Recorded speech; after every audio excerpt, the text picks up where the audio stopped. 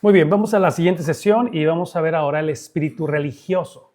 En el manual, este tema no está en el libro, solamente está en el manual. En este está en la página 43 y en el otro, en el blanco, está en la página 41. El espíritu religioso, según dice Efesios 4:27, ni deis lugar al diablo. La palabra lugar significa que no le demos derecho o entrada a nosotros. Entonces, ¿por qué? Porque como humanos fuimos creados a la imagen de Dios, no a la imagen de Satanás, pero es nuestra responsabilidad no darle lugar al diablo. Ahora, ¿cómo le damos lugar al diablo? ¿A través de qué? Pues del pecado, ¿no? A través del pecado, pero en esta ocasión vamos a hablar acerca del espíritu religioso. ¿Cómo opera el espíritu religioso? Que es una de las formas a través de las cuales le damos lugar al diablo. Bueno, el espíritu religioso quiere detener a las personas en un solo lugar, amarradas a las tradiciones de los hombres. Y aquí esto es interesante porque, pues, todos hemos tenido un contacto con la religión y con la tradición. Entonces, tenemos que ser cuidadosos de cómo esa tradición no se convierte en una atadura en nuestras vidas. ¿Por qué? Porque Satanás quisiera amarrarnos a las reglas y tradiciones de la iglesia o de ciertas prácticas religiosas. Él quiere que nos aferremos a algo en vez de confiar y aferrarnos a Dios.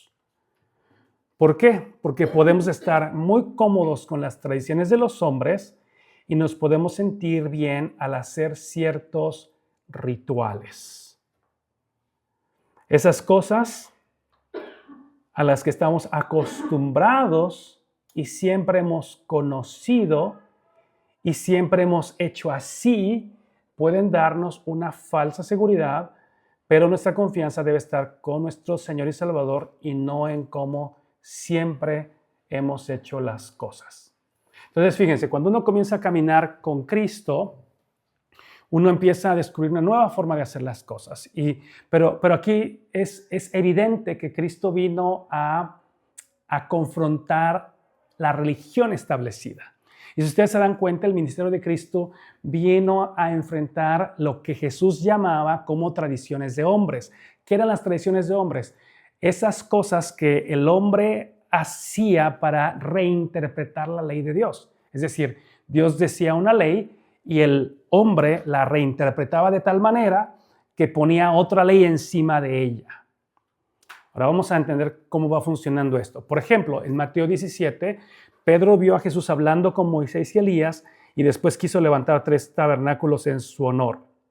Como humanos, muchas veces queremos levantar o construir cosas en vez de buscar las verdades espirituales profundas que están siendo reveladas y disfrutar de la comunión con Dios. ¿Sí se acuerdan de esa historia de la transfiguración? ¿No? Jesús va al monte junto con 3 de sus discípulos y empieza a transfigurarse cuando dice transfigurarse, dice que su rostro se puso brillante como el sol y sus ropas blancas como la nieve.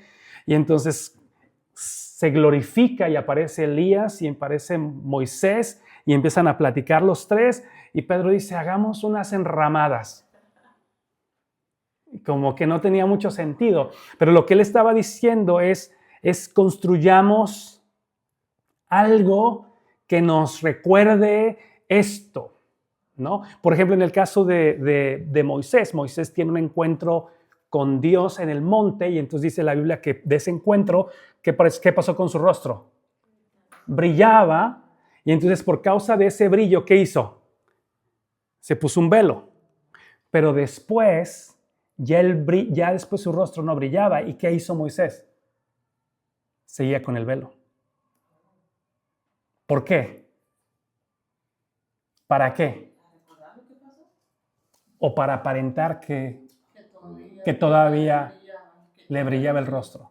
¿Sí? Es decir, muchas veces Dios hace algo genuino Y entonces nosotros buscamos la manera de aferrarnos a eso a través de algo que nos inventamos, ¿no? Entonces comenzó como genuino, pero después nosotros hicimos una enramada.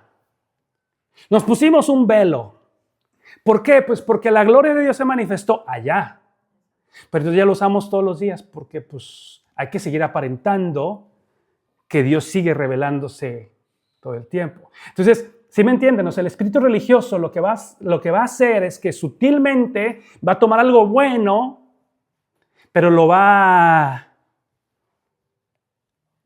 a usar, lo va a transgiversar. Dice, este espíritu quiere que nosotros tengamos miedo de lo nuevo o diferente a lo que es nuestra experiencia, perspectiva y opinión del mundo.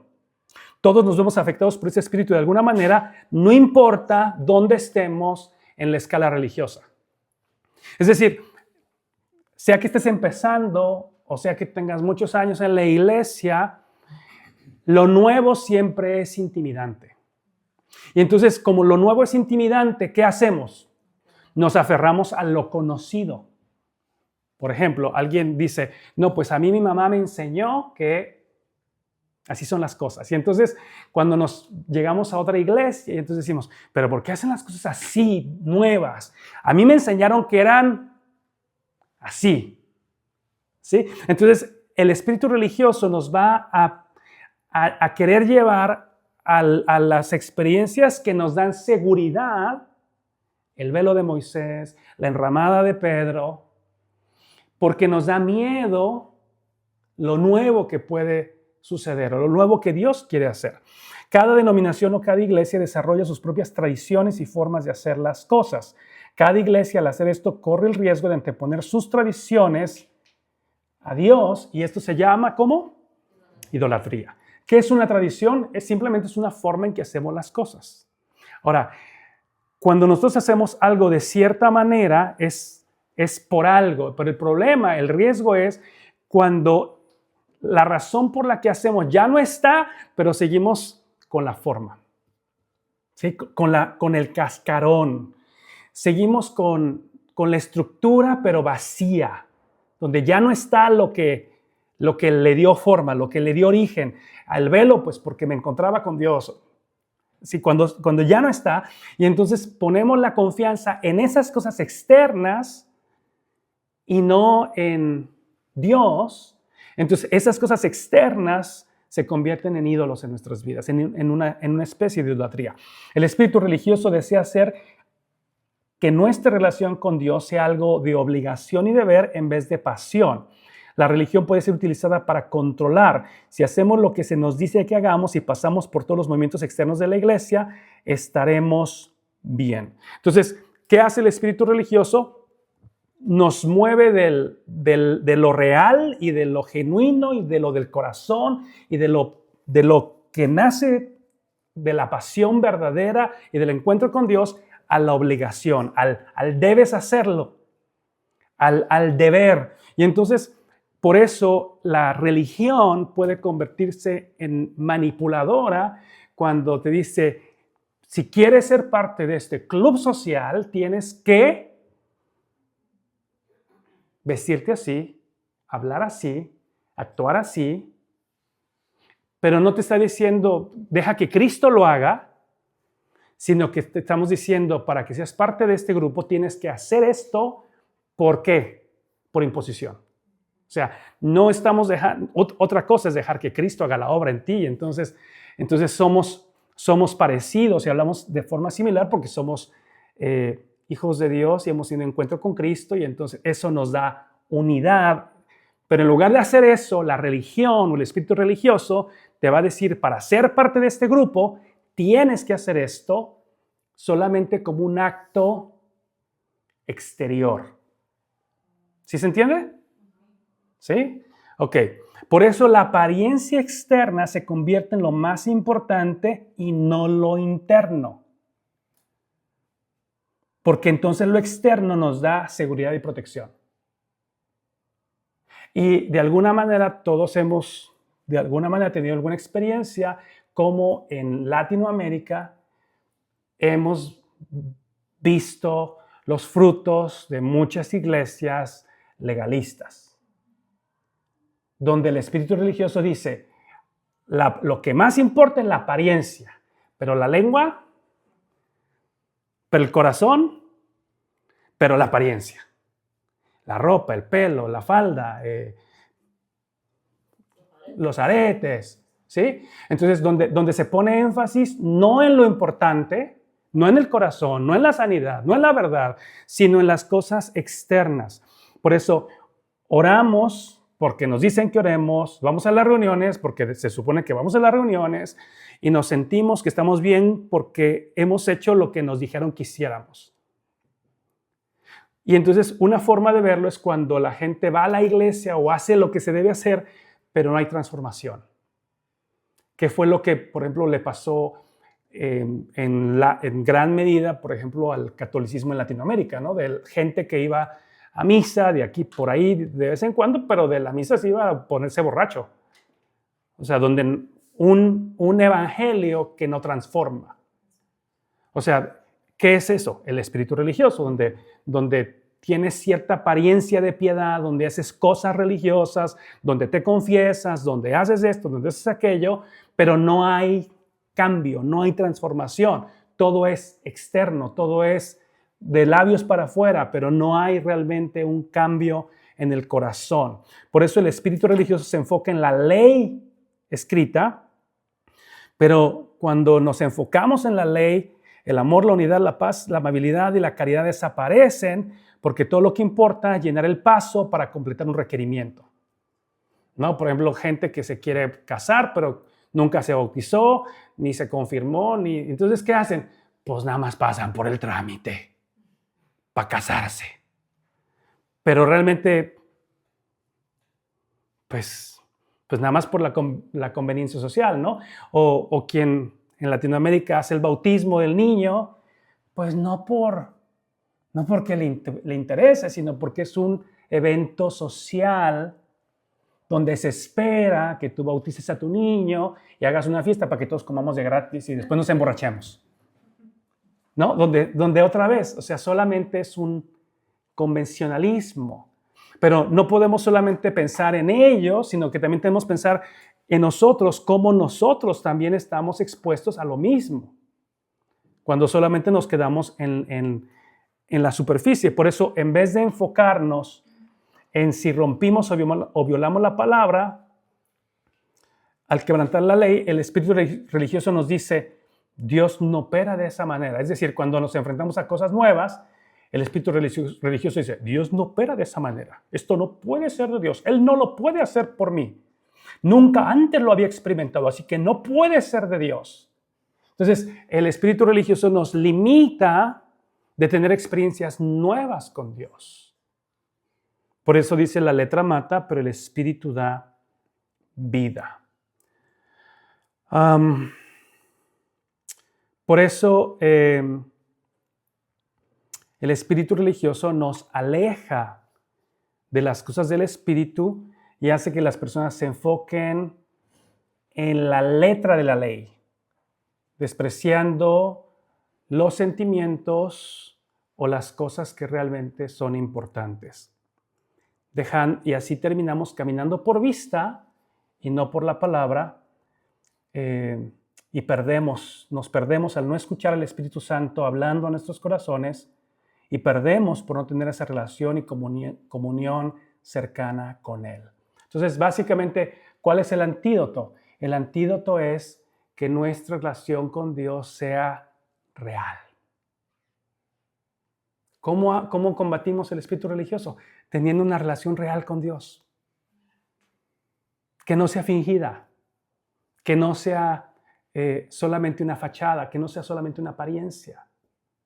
Ahora, yo creo que también hay un cierto grado de obligación. O sea, por ejemplo, porque así funciona la vida. Yo te pregunto, ¿todos los días te levantas con ganas de ir al trabajo? No.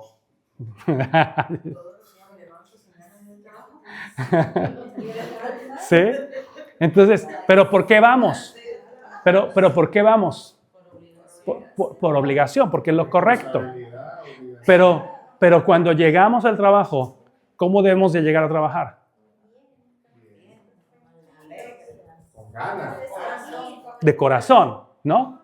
Entonces, lo mismo puede suceder cuando nos acercamos a las disciplinas espirituales.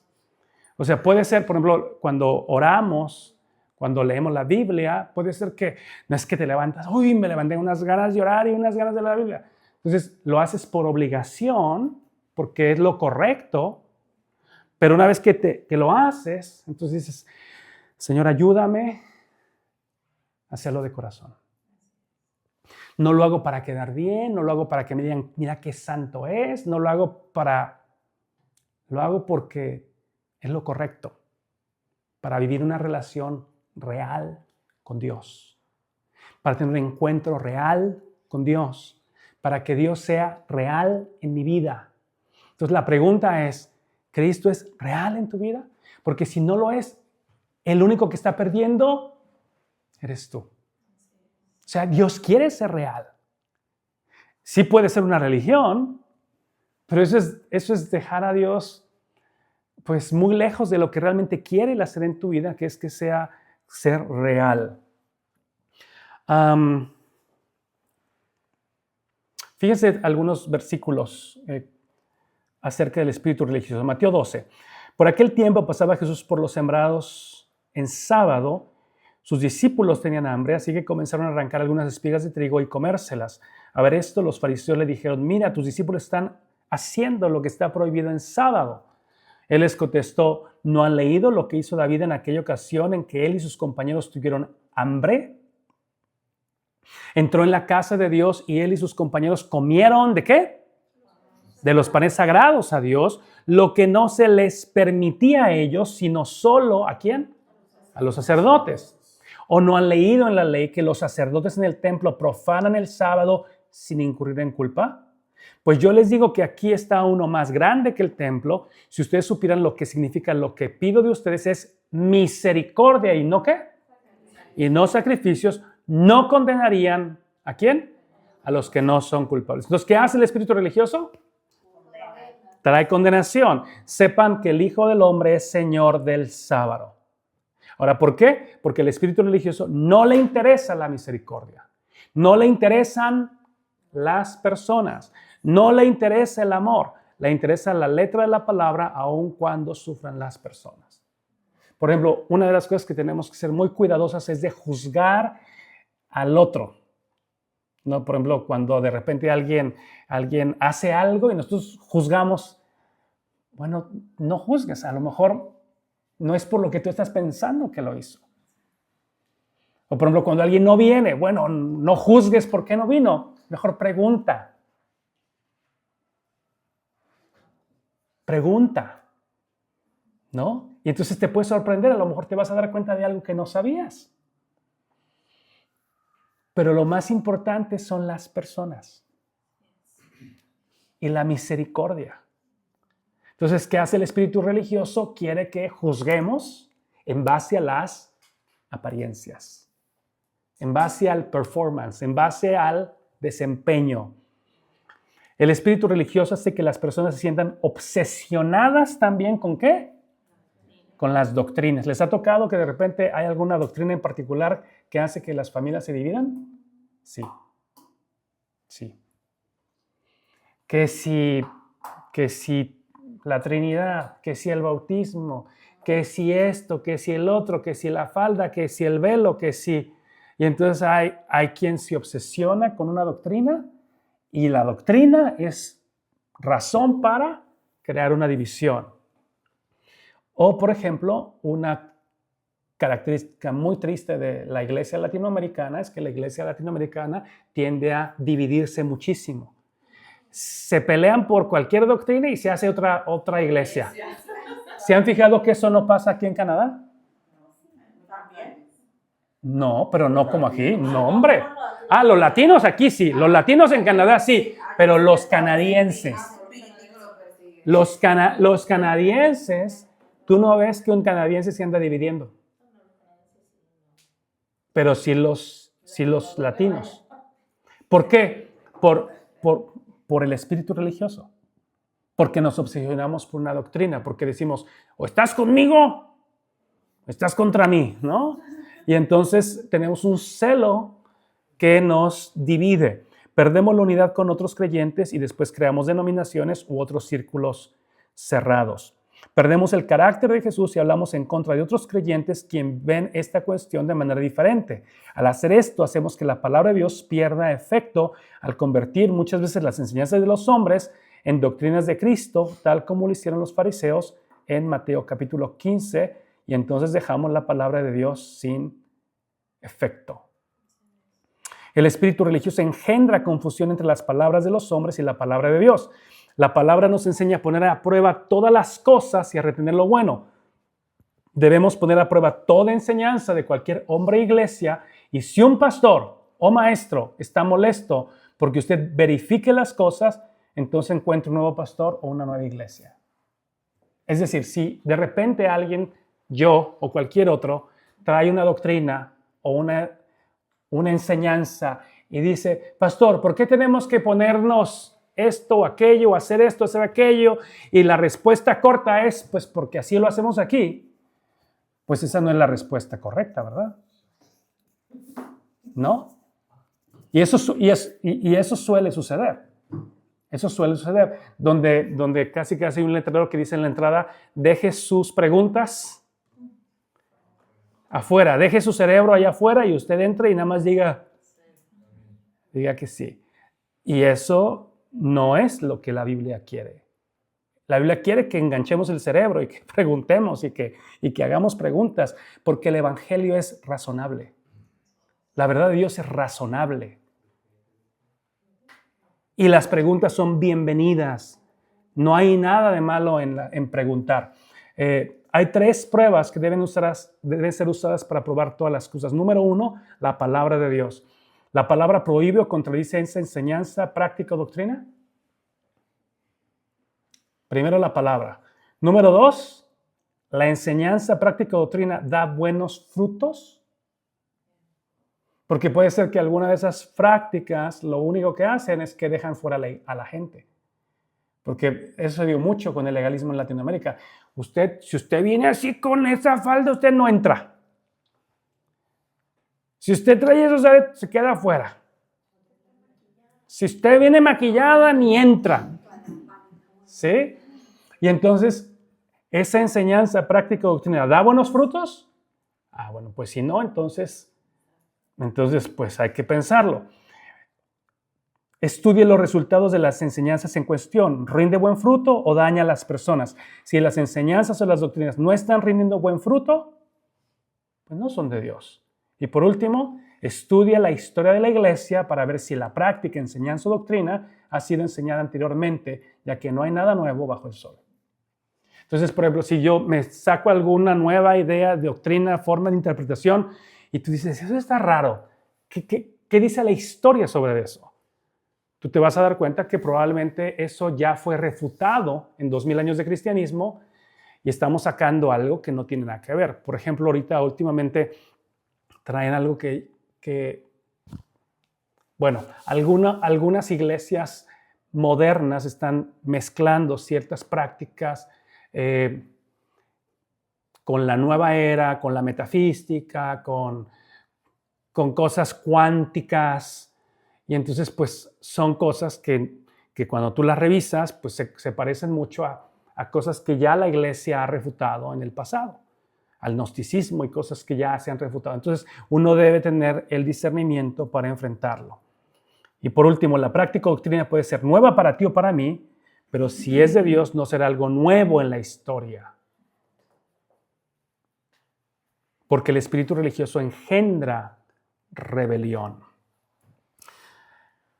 Y aquí Mateo 15 da una advertencia. Jesús dice, este pueblo me honra con los labios, pero su corazón está lejos de mí.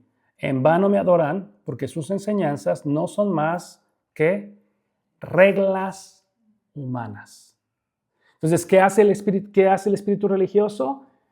Nos hace decir cosas de los labios para afuera, pero el corazón está lejos de Dios y además las cosas que enseña el espíritu religioso son solamente reglas humanas, son imposiciones humanas.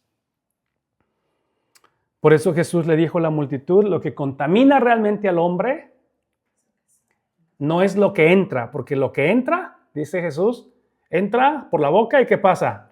Se va por la letrina. Lo que realmente contamina es lo que sale de tu boca, porque del corazón salen los malos pensamientos, los homicidios, los adulterios, la inmoralidad sexual, los robos, los falsos testimonios y las calumnias. Estas son las cosas que contaminan a la persona y no el comer sin lavarse las manos y no las cosas externas y no las reglas de los hombres, sino realmente las cosas que afectan el corazón. Entonces, ¿qué hace el espíritu religioso? El espíritu religioso nos da una falsa apariencia de que somos santos. Aparentamos ser santos, pero no lo somos, porque solamente es una apariencia. Y Dios no quiere que vivamos de apariencias. Dios no quiere que tengamos muletillas para darnos seguridad, tradiciones de hombres que nos dan seguridad, sino que cuidemos el corazón y estemos listos para las cosas nuevas que Dios quiere hacer en nuestros corazones. Y lo mismo, yo creo que uno de los retos también que tenemos nosotros es que al venir a un país distinto, pues para nosotros es aún más desafiante. Porque venimos a experimentar una cultura nueva. Por ejemplo, hoy que me encontré con los famosos, ¿cómo se llaman? Sloppy Joes. Yo dije, oye, ¿qué hay de cenar? Sloppy Joe. ¿Qué es eso? A ver, deletréamelo, ¿cómo se dice? Lo busqué y lo encontré y se los mandé. Y dije, bueno, si yo tengo 7 años y yo no sabía que eran los Sloppy Joes, pues déjame les platico a mis hermanos que es un Sloppy Joe. Es decir, también nosotros pues nos estamos enfrentando a una cultura nueva constantemente y a una iglesia que hace las cosas diferente. Ahora, ¿qué es lo que tenemos que hacer? Tener nuestro corazón blandito y no anhelar demasiado lo que ya no tenemos. Por ejemplo, a mí me encanta la iglesia mexicana, pero ¿puedo replicar la iglesia mexicana aquí? Yo pastoreé 7 años en México. ¿Puedo imponerles a ustedes la carga y la expectativa de que ustedes sean una congregación mexicana en Canadá? No les puedo poner a comer tacos y pozole todos los domingos.